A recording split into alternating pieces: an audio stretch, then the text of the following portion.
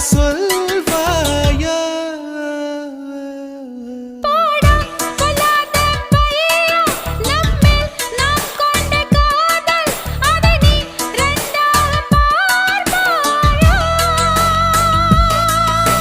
சுடிதார் அணிந்து வந்த சொர்க்கமே, என் மீது காதல் வந்தது எப்போது என்று கொஞ்சம் நீ சொல்வாயா?